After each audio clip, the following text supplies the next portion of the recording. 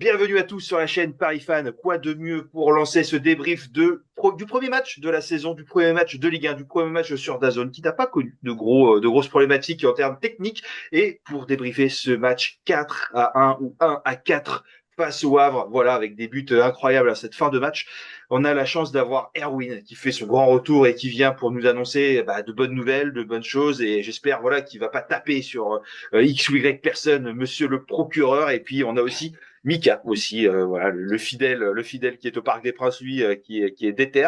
Comment ça va les copains? J'ai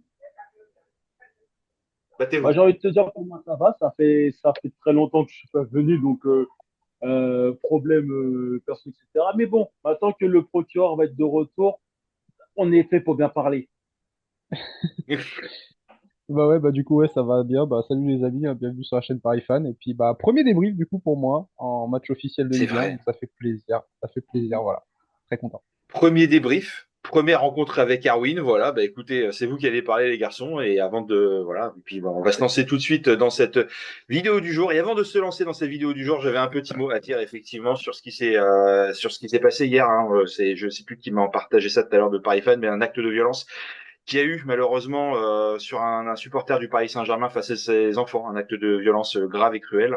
C'est des choses qu'on ne veut pas voir dans le foot. Voilà, c'est comme le racisme, c'est comme l'antisémitisme, c'est comme l'homophobie, c'est comme le sexisme, et comme l'islamophobie. Voilà, nous on est comme contre aucune forme d'intolérance chez Paris Fan, et c'est important aussi de le rappeler dans ces vidéos. Voilà, on le voit pas assez chez nos confrères, et c'est des choses qu'il faut pointer du doigt parce que ça, il y en a marre. Voilà. En tout cas, je sais pas si vous voulez réagir dessus, si vous voulez dire quelque chose, mais en tout cas, nous on est contre ça et on se bat contre ça et on le fera toujours chez Paris. Bah en fait, C'est c'est vrai clair, que. bah, en fait, vas-y, Ouais, Mika. vas-y, Erwin, vas-y, je t'en prie. Bah, en fait, de ce que j'ai cru comprendre, alors, parce que j'ai vu un peu les commentaires, alors apparemment, il y aurait certains commentaires des Havrais qui diraient que apparemment le mec, il était dans la tribune populaire, genre le côté des Havrais, avec sa famille, ce qui forcément n'est pas une bonne idée que ça, mais que pendant le match, lorsque les buts se sont enchaînés pour les Parisiens, bah, il a littéralement commencé à crier, à ranger devant tout le monde, etc., etc. Donc ça fait un peu de la provocation.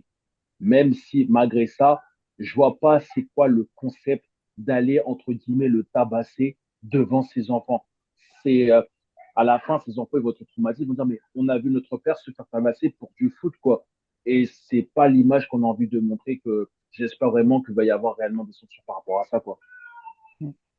Bah, c'est sûr que il faut que ça reste un sport. Il faut que ça reste un sport, il faut que ça reste populaire. Donc, quand tu vas avec tes enfants, voilà, normalement, c'est encadré. Il faut que ça soit la sécurité. Il était peut-être pas du bon côté, on va dire, des supporters, mais en attendant, on sait très bien que, voilà, supporter son équipe, oui, on sait très bien qu'il y a toujours ce petit jeu voilà, on crie quand notre équipe marque, même si on n'est pas forcément bien placé dans les tribunes. Ça reste un jeu.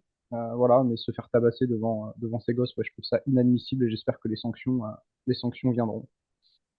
Ah, merci les amis. Bon, c'était important d'appuyer dessus sur ce début de vidéo et puis bon, on va aller maintenant sur des choses un peu plus réjouissantes du coup du côté du débrief de ce match Le Havre Paris Saint-Germain et on se lance tout de suite.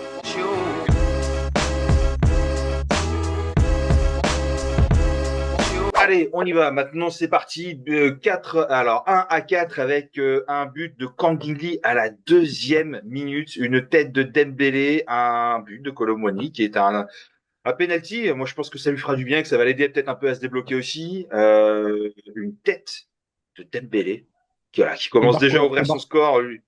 Et Le j'ai but de peut-être déjà dit la Barcola, tête de quand même. Barcola. Et but de Barcola. Ouais, incroyable quand on le voit des tribunes, ce but. Bah écoutez les amis, lancez-vous. Dites-moi ce que vous avez pensé de ce match, qui entame bien ce début de saison. On peut dire, attention, il y en a qui diront, oui, mais c'est que le Havre. Bah là, je pense à l'optimiste Arthur et qui dira oui, mais si on peut pas se réjouir sur des victoires, c'est n'importe quoi. Il a tout à fait raison. Et nous, on est content. Bah, même si c'est que le Havre, c'est aussi un match. C'est aussi un match de début de saison où l'équipe n'est pas rodée d'un côté comme de l'autre. Et 4-1, c'est quand même un très beau score et on est content. Euh, le, le début à Mika, justement, pour sa première. Voilà, c'est Ok, pas. d'accord, bah, je te remercie. Bah, du coup, déjà, bravo déjà à l'équipe du Havre, hein, déjà, qui nous a posé des problèmes. faut le savoir déjà. Ça a été une équipe qui a été combative, surtout en deuxième période, où ça nous a posé beaucoup de problèmes. Donc déjà, bon courage à eux aussi, parce que financièrement, on sait que ça va être très compliqué pour eux de recruter. Et puis après, bah, pour le match, en soi, déjà une compo assez surprenante du côté de Luis Enrique, hein, avec Beraldo, Pacho, voilà, la charge centrale, le petit Zaguet, le retour d'Hakimi qui était capitaine. Ça nous fait plaisir de voir Hakimi capitaine. Le milieu de terrain, Vitinha, voilà, avec Vitinha, Zaïre Emery et du Asensio. Mbaye, c'était la surprise. Et Nico l'avait dit, du coup, il l'avait prédit. Donc ça, c'est une bonne surprise avec un Gonzalo Ramos qui a été intéressant avant sa blessure. Et puis aussi, bah, du coup, un Kangin qui nous a fait vraiment un super match sur le côté, alors que pourtant, moi, je le préfère dans l'axe, mais il nous a fait un super match. Et après, moi, ce que je retiens aussi, c'est l'entrée de João Neves qui délivre deux passes décisives en 2 minutes, une pour Barcola et une pour Dembélé. Et Dembélé qui marque de la tête, franchement. Franchement, Dembélé qui prend ses responsabilités, ça fait du bien. Ça fait du bien, c'est là où il sera attendu. Et puis bah voilà, quand l'Armada est rentrée, hein, bon bah on a vu que ça a fait vite fait la différence. Par contre, je donnerais quelques points négatifs, c'est-à-dire que toujours les mêmes erreurs que l'année dernière, c'est-à-dire sur coup de pied arrêté, tu te fais encore avoir. Toujours ces longs dégagements dans le dos de notre défense où Zaguet, heureusement, Casimir il la contrôle de la main, mais sinon ça faisait 2-1 pour le Havre, tu vois. Il y a toujours encore ces petits manquements et j'ai l'impression que ils apprennent pas de leurs erreurs de l'année passée. J'espère que ça sera corrigé en cours de saison, mais en tout cas, une très belle victoire avec un gros score. Donc ça nous fait plaisir. Bah, je suis d'accord. Je suis d'accord littéralement. En fait, bah, j'ai envie de dire que le Havre a quand même posé pas mal de difficultés en fin de première mi-temps et même en début de deuxième mi-temps. Donc, ça a donné en fait un intérêt dans ce match, ce qui n'était pas le cas, franchement, en première partie, parce que tu disais que, vu ce but qu'on marque assez tôt dans le match, il y avait moyen que ça se déroule assez rapidement. Mais j'ai trouvé que, justement, en première mi-temps, on s'est un peu trop relâché facilement après le but. Je trouve qu'on a été un peu, je dirais pas mollasson, mais on se disait qu'on voulait faire une défense intermittent, qu'on n'était pas présent. D'ailleurs, avant que tu parles du but qui avait été refusé parce qu'il y avait la main, en fin de première mi-temps, le Havre égalise, mais heureusement parce qu'il y avait le joueur du Havre qui faisait action de but sur Donnarumma. Et tu te dis, ah, encore un but sur coup de pied arrêté, ça commence à faire un peu long, surtout que ça fait depuis quand même un an qu'on a ce problème-là. Après, globalement, deuxième mi-temps, ça a été à peu près pareil. D'ailleurs, l'égalisation, c'est sur un coup franc, je crois, de la part du Havre, qui passe littéralement la défense, mais de façon lamentable, bien évidemment. Mais malgré ça, j'ai pas trouvé que l'équipe était genre très en mode avait des doutes. Je me disais, ah, on sait que ça va finir par passer tôt tout ça parce que tu voyais quand même qu'on commençait à reprendre le match en main, qu'on commençait à siéger un peu plus le camp du Havre et c'est là que justement, en l'espace de 5 minutes, on a littéralement, je vais dire le terme, bousillé la défense du Havre derrière, quoi. Donc, ça a été un match quand même intéressant. Mais il ne faut pas oublier que pour nous, c'était plus beau comme un match de préparation parce qu'on n'a eu que 2 matchs de préparation depuis quelques temps.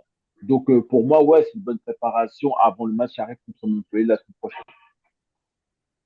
C'est clair qu'il va encore monter un petit peu en termes d'intensité face à Montpellier, hein, qui est une très belle équipe. Après, effectivement, on a eu un petit coup de mou.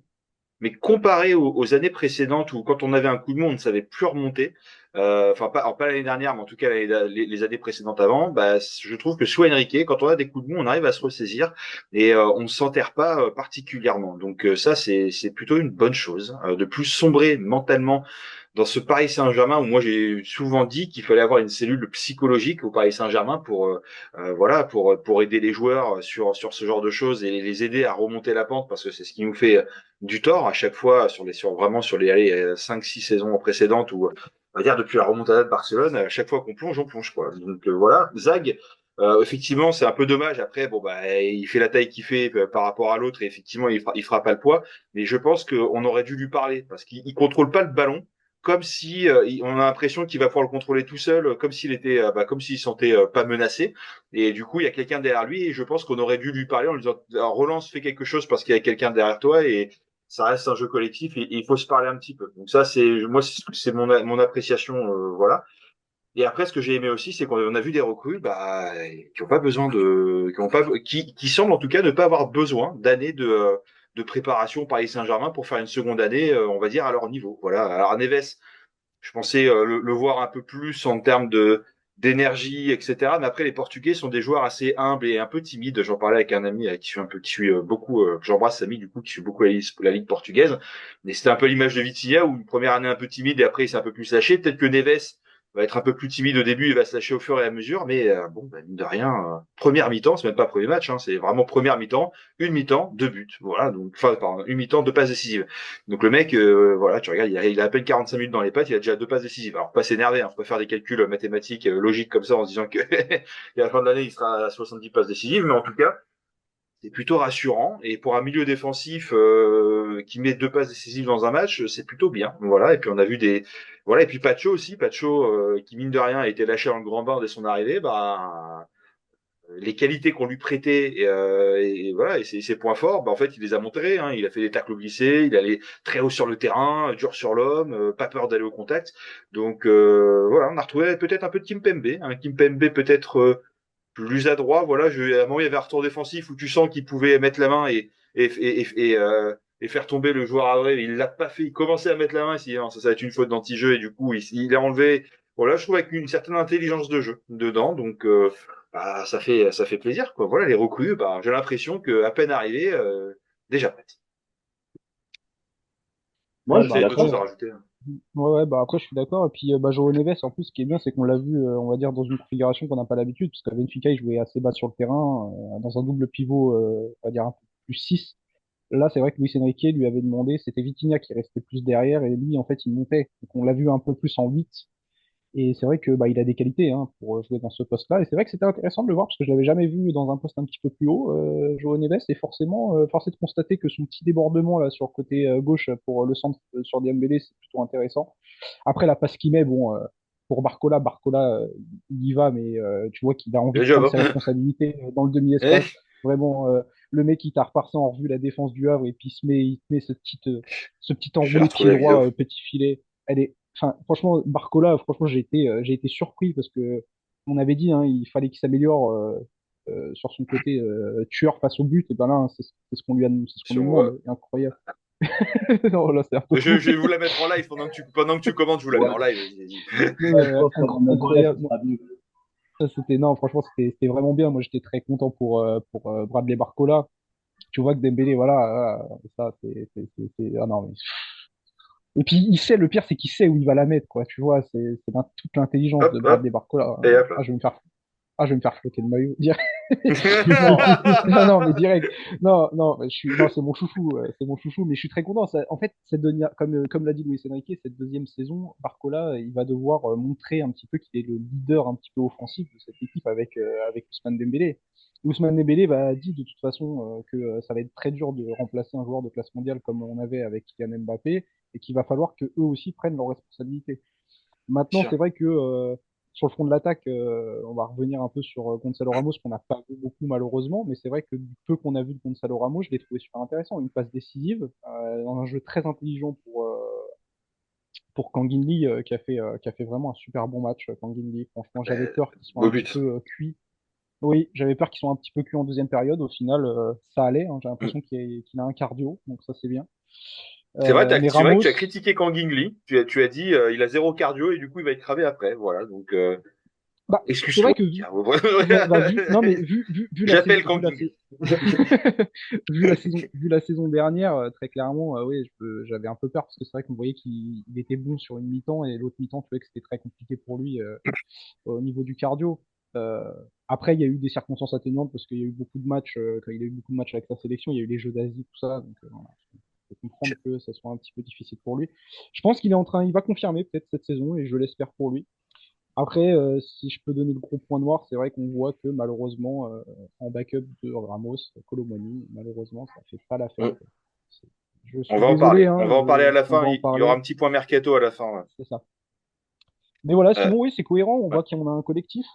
On a un collectif qui fonctionne bien. Quand tu vois qu'il y a quatre joueurs différents qui marquent des buts dans ce match, Luis Enrique, il l'a dit, hein, si tous les joueurs marquent 10 buts, bah, au final, enfin voilà, les 4 offensifs, enfin 3 offensifs marquent environ 12 buts, bah, ou 15, bah, tu vois que tes 40 buts, tu les as. Hein. Et c'est ça que j'ai aimé dans ce Ouais, match. bah, c'est surtout que, comme tu l'as dit, le fait de devoir remplacer Mbappé n'est pas forcément choquant parce qu'on peut lui critiquer autant qu'on veut, mais c'est quand même un mec qui nous a apporté entre 35, 40 à 45 buts la saison, donc c'est pas rien. Mais moi, ce que j'ai quand même aimé, c'est que même s'il y en a qui n'ont pas été forcément extraordinaires, bah, tu as quand même 4 joueurs offensifs qui sont été décisifs. Ramos qui fait sa passe dès malgré tout, même s'il y a eu sa blessure, etc. Dembélé, quand il rentre, il marque. Barcola, quand il rentre, il marque. Et même si Colomani ne fait pas un super match, il marque quand même son penalty, etc. Donc, c'est-à-dire que quand même, tu as quand même 4 joueurs offensifs qui peuvent se dire, ah, maintenant que l'autre, il est parti, c'est maintenant à moi de montrer que je peux être capable de marquer pour cette équipe. Et c'est ce qu'ils sont en train de, c'est ce qu'ils ont essayé de faire hier. Alors, évidemment, toute proportion gardée, ce n'est que le premier match, ce n'est que le Havre. On verra en janvier si on aura la même conversation à la fin. Mais ça montre déjà l'état d'esprit en fait vraiment du groupe. Et moi vraiment la déclaration d'Ousmane Dembélé, j'ai vraiment aimé parce qu'il dit clairement, maintenant qu'Mbappé est parti, je dois marquer des buts. Donc je pense qu'il se rend compte qu'il va devoir être bon sur la finition parce que ça quand même s'il marque de la tête, il nous a quand même raté ses trucs hier. Ah, j'avais envie de le tuer littéralement. Mais je me suis dit, bon, c'est Dembélé, on peut pas le changer.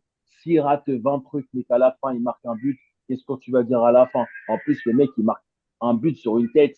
Non, mais autant je veux bien contre Lyon en Coupe de France, c'était un coup de chance monumental.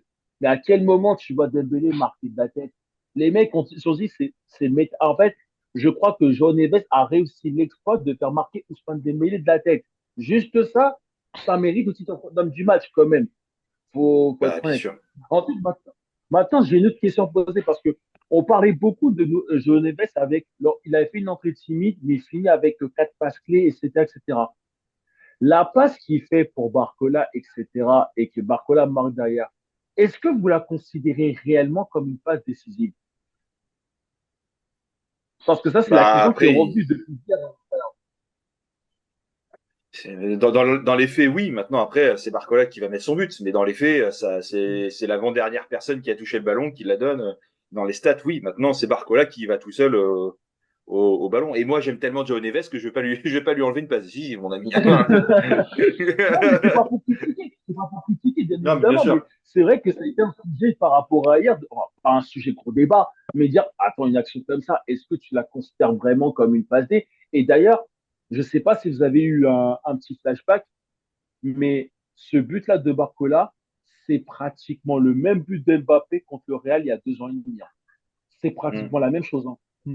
Genre la C'est ce prendre que, ce comme qu'on m'a ça, dit. partir sur le côté, faire une espèce d'enroulé un peu placé. Tu te dis, ah ouais, on a eu des petits flashbacks du Real Madrid. Bon, en face, c'était pas Real Madrid, mais t'as compris le délire. Bah, Mais on après, va moi, je la joue retrouver. comme une passe. Excuse-moi, Je- mais je la on prends va. comme Ouais, une vas-y. passe. Ouais, je la prends Ouais, comme tu une la passe prends comme. décisive. Parce que du coup, de toute façon, déjà, Joao Neves, il l'a donné dans le bon tempo. On voyait qu'il jouait beaucoup vers l'avant, donc déjà, d'une, c'est mérité. Et puis après, bah oui, c'est l'exploit, on va dire, individuel après de Bradley Barcola qui fait la différence. Mais oui, quand tu vois qu'il passe entre les deux défenseurs. Mais tu vois, bah, Joao Neves, il ne l'aurait pas donné, je pense, pile poil dans ce timing-là, sur ce tempo-là, tu sais, cette profondeur-là qui lui met un petit peu, entre guillemets, et voilà, ça serait jamais passé comme ça aurait été une passe clé, mais pas une passe décisive. Alors après, je comprends ce que tu veux dire que c'est pas une passe directe décisive parce que t'as tout le travail de Barcola derrière. Mais non, non. De toute façon, João Neves, c'est vrai qu'il a été timide, mais derrière, il nous sort une masterclass. Moi, je suis très content et je pense qu'il va monter en puissance. Maintenant, je voulais relever juste un petit point avant que qu'on continue, John. On a vu quand même une équipe du Paris Saint-Germain qui n'est pas prête physiquement à faire 90 minutes. Ça, on l'a vu beaucoup. J'ai eu cette impression-là que l'équipe n'était pas prête à jouer 90 minutes. Ils n'avaient pas 90 minutes dans les jambes, les mecs, hein. Clairement. On a vu que, il y avait beaucoup de trous d'air. Et, euh, et du coup, je pense que les prochains matchs, là, même le match face à Montpellier, ça sera encore un match, on va dire, entre guillemets, de préparation. Ça va monter petit à petit, courant la saison. Voilà, je crois que l'année dernière, on n'était pas hyper prêt. Tu vois, l'année dernière, je dis pas de bêtises, on se prend une tôle face à Nice dans le premier match. Donc, petit à petit, ça va monter, l'équipe va monter en puissance. Et moi, je préfère une équipe qui va monter en puissance de ce Paris Saint-Germain-là, petit à petit dans la saison, et nous faire un beau parcours européen et national, plutôt que d'avoir le Paris Saint-Germain qu'on avait connu pendant un temps, qui allait des 7-1 pendant les premiers matchs et qui commençait à disparaître petit à petit jusqu'à ne pas passer les huitièmes de finale en Ligue des Champions. Ce que j'ai aussi apprécié, et après on passera aux notes, sauf si Erwin, tu as un truc à rajouter, on passera aux notes des joueurs. Moi j'ai aussi beaucoup aimé Mbaye aussi, hein, qui fait un gros retour défensif à un moment quand même très très très énergivore. Il a fait plus d'efforts défensifs en une action que Mbappé n'en a fait toute la saison dernière, limite. Donc moi j'ai beaucoup aimé ça. Il a failli marquer, hein, le gardien la sort un peu du bout des doigts, mais il a failli marquer. C'est dommage parce que j'avais mis buteur Mbaye et son équipe gagne. J'avais mis 5 euros qui ne sont jamais passés, mais qui étaient à deux doigts. C'est dommage. Et voilà, c'est bien. Hein. Il a 16 ans, hein, faut pas oublier. Donc tu vois, tu as lui 16 ans, tu as Emery 18, tu as Zach 18. Une équipe quand même qui était très jeune hein, sur son 11 de départ aussi. Et voilà. Et puis après, Barcola, bah effectivement, Barcola, après, on va retrouver un peu cet ailier un peu vif et percutant. Le problème d'Mbappé, lui, c'est qu'il s'était un peu trop musclé, qu'il avait perdu son agilité au fur et à mesure du temps. Mais ce Barcola, s'il garde un peu sa shape comme ça, c'est-à-dire jeune, fin, appui, vif, léger, voilà, qui va pouvoir un peu passer comme ça entre, voilà, s'orienter un peu au gré du vent et comme il le souhaite, bah en fait, il pourra continuer cette genre de magie. Demain, il prend 5 kilos de muscle, il n'aura pas le même type de jeu. Voilà. Donc, moi, c'est tout ce que je voulais dire, en tout cas, sur cette partie-là. Et si vous voulez rajouter un truc, les amis, c'est le moment. Et puis sinon, je vous propose qu'on passe doucement aux notes des joueurs. Ah oui, si, je me permets. Ah si, Bah je vous coupe. après, Allez hop, je vous coupe. ouais. J'en ai rien à faire, je vous coupe. Les stats de l'équipe, les amis. Ça, c'est important d'en parler aussi rapidement parce que le Paris Saint-Germain, 15 tirs, 10 cadrés. C'est quelque chose qui nous fait du bien parce qu'on parlait d'être clinique. Et l'année dernière, on a pu voir des 35 tirs, 10 cadrés, des choses comme ça. Donc, là, quand même, on commence à être un peu plus clinique dans ce genre de choses-là. Bon, 77% de possession, ça nous impressionne pas. 824 passes contre 250 face au Havre. 93% de précision de passe. Donc, mine de rien, c'est des stats qui font plaisir aussi dans ce Paris Saint-Germain où moi j'ai beaucoup critiqué le fait de tirer dans tous les sens mais de pas arriver à mettre un pion. Voilà, 10 tirs, 15 tirs, 10 cadrés, 4 buts, plutôt pas mal. Ouais, non, franchement, Ça vous laisse sans c'est des voix. stats, de toute façon, qu'on. Ouais, non, mais c'est des stats, de toute façon, qu'on demande au Paris Saint-Germain sous BC Nike. Avec la possession, tout ça. Et c'est vrai que tu appuies dessus, mais l'année dernière, il y avait 20 tirs, 3 cadrés. Enfin, voilà, c'est vrai on n'était pas aussi clinique devant le but. Là, ce qui est bien, c'est qu'au moins, ça frappe, ça cadre. Faut oublier qu'il y a quand même une super passe de Vitinha qui casse toutes les lignes pour Asensio. Asensio, Oui, malheureusement, qui est un petit peu trop proche du gardien, qui peut pas la mettre. Mais très beau c'est plongeon clair. du gardien, hein, à vrai, hein, très clairement. Mais, euh, mais c'est vrai que on voit qu'on arrive à casser des lignes avec des passes. Vitinha, João Neves, tu vois, qui a réussi. Barcola, quand il est percutant. Dembélé, quand il est percutant, ça trouve des joueurs dans cette surface qui était très pauvre l'année dernière, parce qu'il faut dire qu'on n'avait pas beaucoup de joueurs dans la surface l'année dernière. Malheureusement, ça manquait un petit peu de densité. Il y avait plus de joueurs de l'équipe d'en face dans leur propre surface. C'était compliqué de trouver quelqu'un. Et là, en fait, on a eu de la densité dans cette surface de réparation. Ça fait plaisir aussi à voir, avec des joueurs qui restaient aussi aux abords de la surface, comme Vitinha, Zaïre Emery aussi, qui pouvaient peut-être enchaîner une frappe, par exemple, pour aussi amener une espèce de frappe longue distance, comme on l'a vu l'année dernière, et ça faisait plaisir aussi, qui peuvent te débloquer des situations. Donc oui, non, ça c'est des standards du Paris Saint-Germain qu'il faudrait réussir à garder toute cette saison. Et j'en suis content. Et avant le mot de la fin, Erwin, on va passer aux notes après, mais je te fais le mot de la fin rapidement. Bon, vas-y, fais le mot de la fin, on fera les notes. Bon, je veux te dire que Mika a littéralement tout dit. En fait, moi, ce que j'ai surtout aimé, bah, c'est le fait qu'on ait été. Tout à l'heure, tu avais parlé qu'il y avait un truc qui avait changé par rapport à Luis Enrique la saison dernière aussi, les saisons avant. C'est que quand on prend un but, généralement, l'équipe commençait à perdre pied. Là, tu sens que depuis la saison dernière, ce qui a été un peu le cas, même quand ils prennent un but, ils se disent pas, ouais, vas-y, le match est terminé. Il y a la place pour revenir, etc., etc. Et on a vu en fait que sur une accélération, une seule, on a littéralement détruit le Havre derrière. Il a suffi d'une accélération peut-être de Neves qui la donne à Dembélé, une accélération de Barcola, voilà, et une faute un peu stupide qui donne le pénalty derrière pour Colomani, mais à la fin, bah, ce sont des motifs de satisfaction. Après, comme j'ai dit encore, il faut attendre encore un petit peu avant que ça commence à prendre, etc. Mais c'est vrai on va peut-être partir sur de très bonnes bases, je l'espère, jusqu'à la fin de la saison. Nickel. Bon, moi, je vous propose qu'on passe aux notes. Il nous reste peu de temps, les amis, à peu près 10 minutes. Donc, du coup, je vous propose qu'on passe aux notes. On va faire tout d'un coup. Je sais même pas si ça vaut le coup de les faire parce qu'ils ont tous été bons. Les notes sont clairement, sensiblement tous pareils, dans le sens où en fait, on a vu un très bon match. Et Zahir Emery aussi, j'en profite, il revient très très bien. Ça fait plaisir parce que c'était chaud en fin de saison dernière. Mais je vous donne les notes que j'ai là, les notes du Parisien. Voilà, qui donne un Donnarumma 5. Euh, Merde, pardon, excusez-moi. J'ai une vidéo qui se lance sur le site Paris Fan. Bon, vidéo Donnarumma 5, Zag 4, Pacho 6, Beraldo 5, Hakimi 6, Zaire Emery 4,5, Vitinha 7, Asensio 5,5, Mbaye 5, Colomwani 5, Lee 6,5. Bon, moi, je vais vous le faire en une traite parce que j'aimerais bien qu'on traite les sujets mercato rapidement après, si ça vous va. Et du coup, bon, moi j'ai trouvé en tout cas que les notes sont plutôt alignées. Zaire Emery peut-être un peu dur, Zag je comprends, Pacho très bon match, Hakimi moi je vais pas trouver fabuleux, mais bon voilà, Mbaye bien et puis voilà. Et,